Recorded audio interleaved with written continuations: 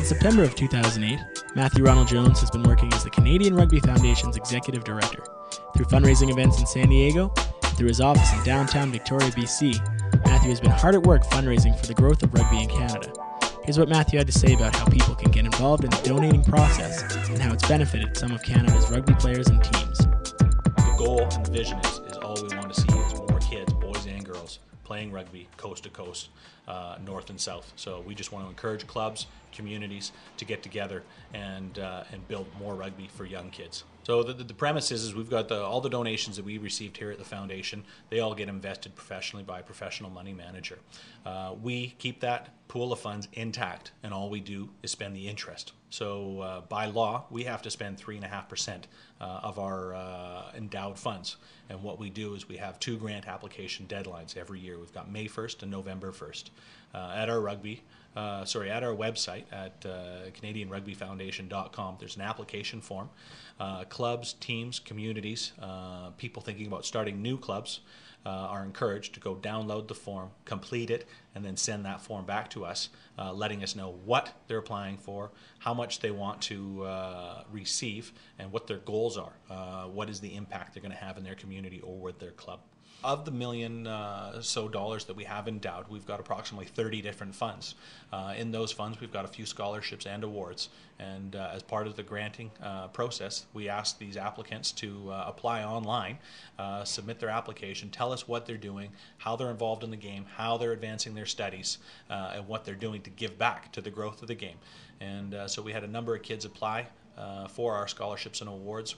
This year we were fortunate that Andrew Crow out at Western University, he applied, was a successful applicant and received an award. So we're fortunate here at the foundation that we've got over 20 donors that give to the foundation every month by payroll deduction or through their checking account or online using their credit card.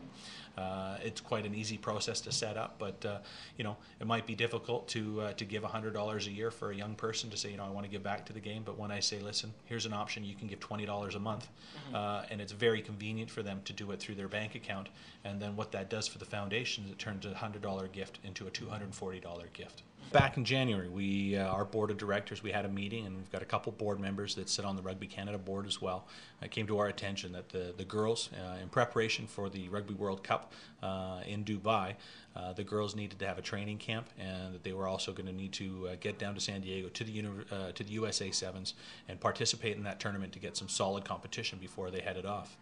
One of the things we'd like to see down the road is this pay-to-play model would be eliminated for both the men and the women programs. So the foundation agreed with the support of Rugby Canada, and we agreed that the foundation would go out and seek 12 sponsors at $1,000 a head to sponsor these girls. And what that does is that allows those girls just to strictly focus on their training, their living, and prepare for the World Cup and not have to worry about fundraising. And I'm pleased to say that the foundation was successful. We found all 12 sponsorship for those girls.